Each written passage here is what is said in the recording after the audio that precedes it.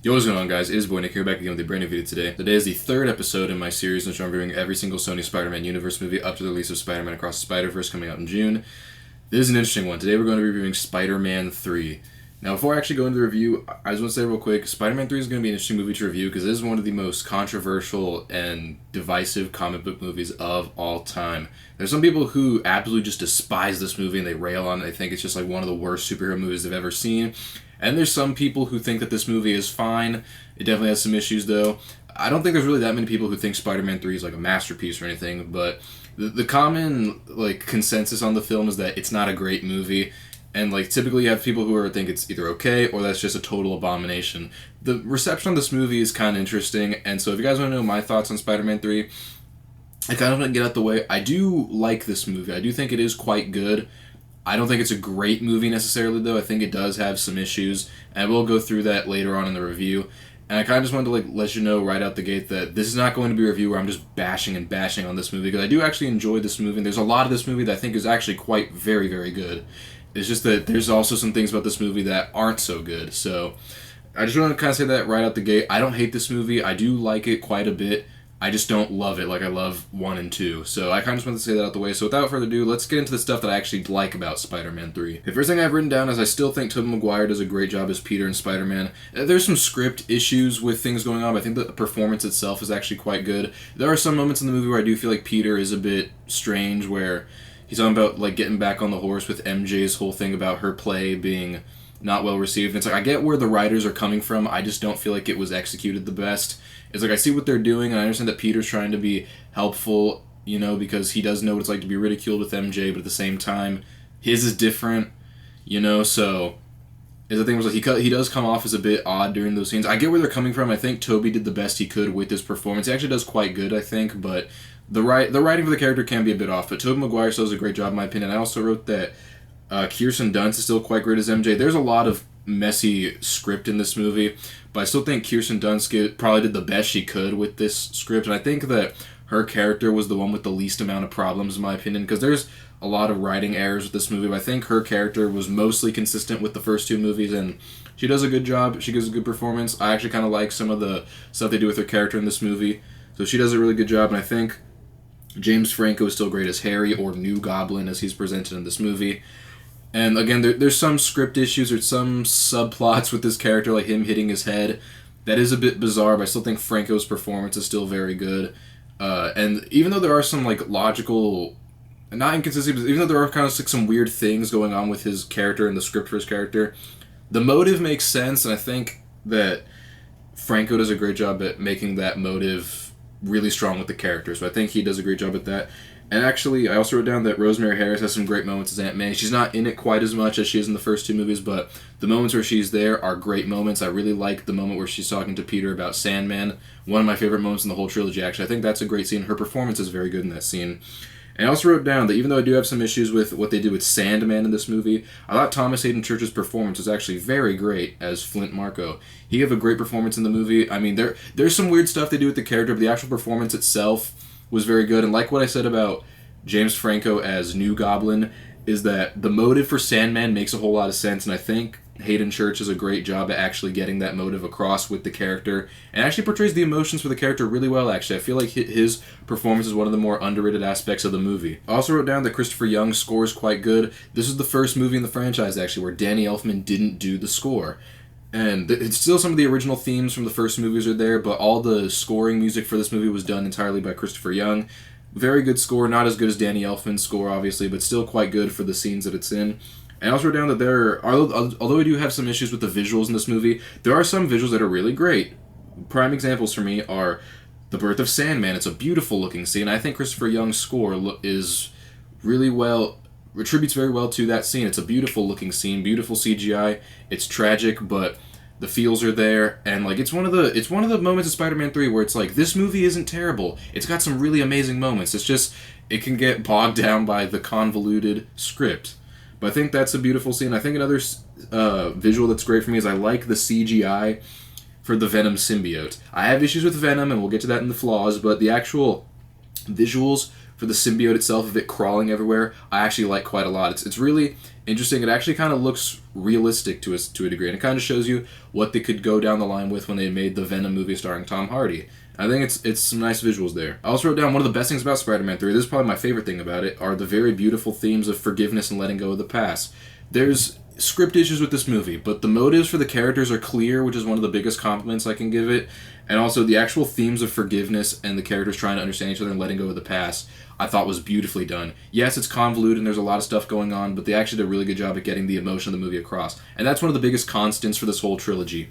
Every movie had its own theme and delivered on that theme beautifully. So even though I think this movie does have some issues, I think Sam Raimi directed it mostly well for what he was given, and I think the themes are very well done. I also wrote down a couple of things I like. The first of which being, I like Stan Lee's cameo. Stan Lee's cameo in the first two movies, the first movie it was like so just like brief that if you blinked you could miss it, and his cameo in the second movie, I can't even remember. What even was it? I'm gonna look that up real quick. Yeah, Stan Lee's cameo in Spider-Man 2 is another cameo that if you blink, you'll miss it. This one, Stan Lee actually has a nice cameo where he goes up to Tobey and says, I think one man can make a difference. Nuff said. Really, I think that's one of the best things of this movie. Stan Lee actually had a memorable cameo in a Spider-Man movie. I really do appreciate the fact that they actually gave him the opportunity. This movie, we need to give Stan Lee a nice cameo, and they did just that, and I love that cameo. There's also some genuinely funny moments. There's some moments in this movie that are very bizarre, I know. But I do actually get some laughs out of it. Part of it is because of meme culture. Because Spider-Man 3 is a legendary film for meme culture. There's some funny things here and there. I'm like, okay, this scene might be a bit ridiculous, but I get laughter out of it, so I'm okay with it. And a fun little anecdote I wrote down is, the actor who plays the doctor at the beginning of the movie for Harry is played by a man named Rogelio Ramos.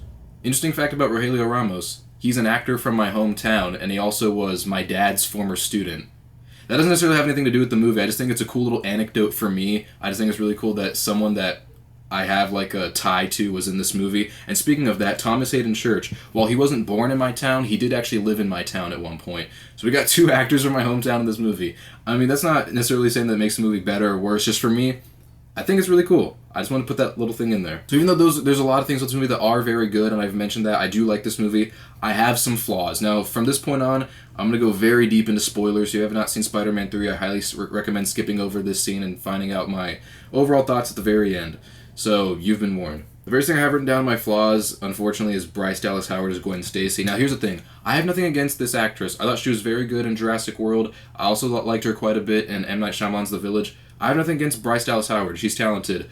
I don't feel like she did a great job with Gwen Stacy. I don't think it's necessarily entirely due to her acting. I think it's more so the writing for her character and just the fact that she has no reason to be in this movie. They kind of just threw her in there because she's an iconic Spider-Man comic book character, and it's like, the studio was like, let's just have Gwen Stacy in there just so we could have her there. And they actually kind of make her a little unlikable. That's one of my biggest issues with this character. She doesn't have a reason to be there, and her scenes that she's there, she's kind of annoying. She kind of drags a little bit. I don't think it has anything to do with Howard's performance. I think she's okay with what she's given, but her character just doesn't need to be there.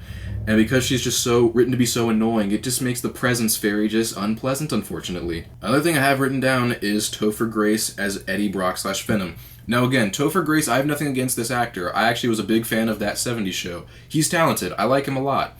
And actually his performance as Eddie Brock is fine. I don't think it's Oscar-worthy or anything, but he gives an alright performance as Eddie Brock. It's like, yeah, I buy him as this kind of weird guy in the movie. It's like, okay, his performance as Eddie Brock is fine. I have nothing against Topher Grace's performance as Eddie Brock. His performance as Venom, I kind of say that because, like, there's nothing really intriguing about what they do with Eddie Brock as Venom that makes me want to, like, watch him there. And also, he's just, like I said with Gwen Stacy, she doesn't have a reason to be there, and so her presence is kind of unpleasant. Topher Grace as Eddie Brock is okay, but his presence as Venom is just, it's just not there. I don't know how to describe it. It's kind of just like, it's kind of annoying. I expect Venom to be a lot more intimidating than that. I really like what they did with Tom Hardy's Venom, and I'll do a review of that later in the future. I think that Venom's a lot more interesting, and I think that Tom Hardy is very interesting and charming as Eddie Brock and Venom in that movie. In this movie, Topher Grace is that thing where it's like, I understand it's not his fault that the script is so weird, and I don't think his performance is necessarily bad. I kind of just feel like, of all the actors they could have chose to play Venom, I felt like Topher Grace was kind of miscast. I don't think he captures the intimidation of Venom at all. Eddie Brock, he's fine. Venom, I feel like they could have had someone do different, like someone do the body for Venom, and he would have been a lot more intimidating. Or they could have had like the thing where Venom is like muscular, but the guy inside is just whatever. Or they could have just had like a different actor voice Venom. That way he would have come off as more intimidating. I think that's really it. I mean, I don't have anything against Topher Grace, just I didn't really care for his Venom. His Eddie Brock's fine, his Venom I don't care for. And this is my main issue with the movie, and I have it written down, is the amount of convoluted crap. There's way too many characters and way too many subplots going on in this movie. I have it written down. There's the subplot with New Goblin, which I'm fine with, because we spent the first 2 movies building up to this. The plot with Sandman. I'm okay with the plot with Sandman, actually. I think it's actually kind of interesting for the movie. There's some writing things in it that I think could have been done a little bit better. Some things that I don't entirely, I'm like, that doesn't entirely work. But on paper, and I'm okay with it, and the great moments with Sandman truly are great. So I'm okay with Sandman minus some things. I also wrote down that Eddie and Gwen are in this movie. As I mentioned, they don't have a reason to be there, aside from Sony just wanting to capitalize on it because Venom and Gwen are popular Spider-Man characters. So we can cut them out. And I also wrote the relationship drama with Peter, Harry, MJ, and Gwen. With Peter, Harry, and MJ, I'm kind of okay with the relationship drama. But whenever you throw Gwen into there, it's like there's too much of the relationship drama. There's too much of it for this movie. And I also wrote down the symbiote. And because the symbiote gives you the Bully Maguire stuff. And the issue with the Bully Maguire stuff really for me isn't the fact that it's just bizarre or whatever. I actually kind of laugh at the Bully Maguire stuff. It does make me laugh. It's just that there's no reason for it to be there. That's the main thing with it. I mean, I can understand why Peter becomes a little bit bitter in this movie. I actually like the fact that they give Peter more of a, he's not necessarily the best guy in the world in this movie. But them throwing the symbiote on it, it's like, okay, I think you're swinging a little bit too hard for the fences there. I don't think that entirely works. It's just the whole thing about, it's kind of just weird, but it's just the fact that it doesn't have to be there. You can have Peter be a jerk, but just have the motives there, because the motives actually make sense for why he might act out. Don't put the symbiote stuff in there. The symbiote stuff just amplifies it and makes it not necessary. That's kind of how I feel about it. I also wrote down, there's too many characters, too many subplots, and like there's just not enough time to balance everything. There's also some weird moments. This is kind of one of my lesser flaws in the movie. Like I said, I don't have any issue with the bizarre Bully Maguire stuff. Like, I don't have any issue with it because it's weird. I have issue with it because it doesn't need to be there, but there's also just like weird moments that don't make sense to me.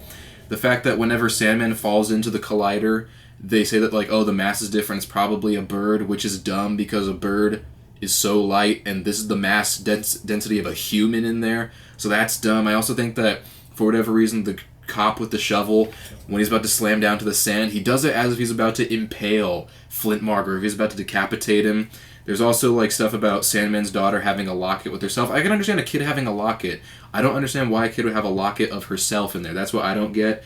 And there's also kind of just, like, weird stuff with Eddie Brock where it's just, like, he's kind of a jerk just because he doesn't like Peter. I understand why he doesn't like Peter, but they make him a little bit too much of a jerk at times. He's bizarre. I don't, like, with that stuff. There's a handful of, like, weird moments in this movie where it's, like, I feel like maybe when they were directing it, they may not have thought this is dumb, and then when they watch it back, it's like, oh, I did not realize how dumb this was until I saw it back. So that's one of my lesser flaws in the movie, because those are things that happen, I feel like, when you make a movie, where when you're making it, it might seem okay, and then you watch it back, it's like, oh, that's not how I thought it was going to be. So those things happen. I don't have any issue with those. I mean, I do, but they're my lesser issues with it. I also wrote down that this movie has the worst CGI in the whole trilogy.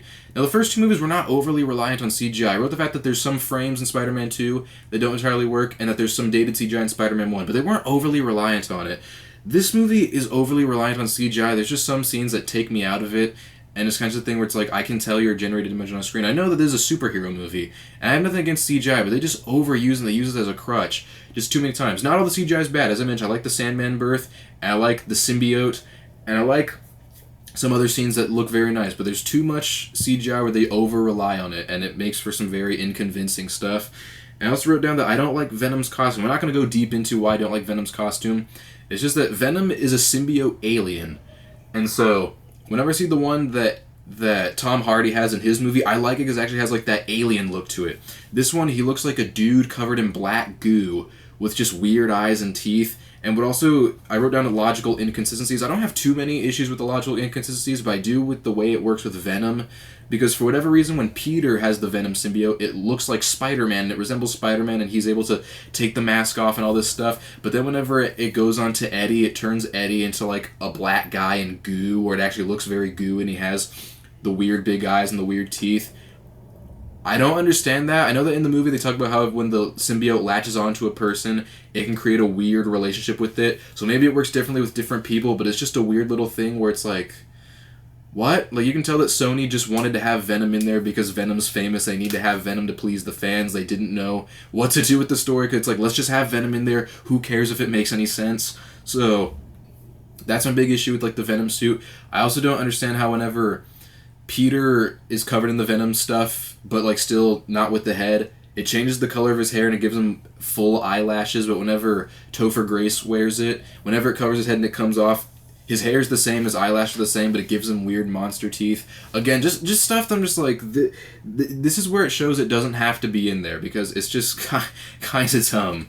And I'm going to move on from that. I think that's all there's a lot of flaws I could go on about with this movie. I'm not going to go into the rest, because those are like my main flaws with it. I may have sounded like I'm hating on this movie more than I mean to. I like this movie. There's a lot of really great moments, and for me, the high highs outweigh the low lows, in my opinion. I do like Spider-Man 3. There's a lot of issues with it. I didn't mean to sound as hateful of this movie as I probably did. I didn't mean to come off as pessimistic as I probably did.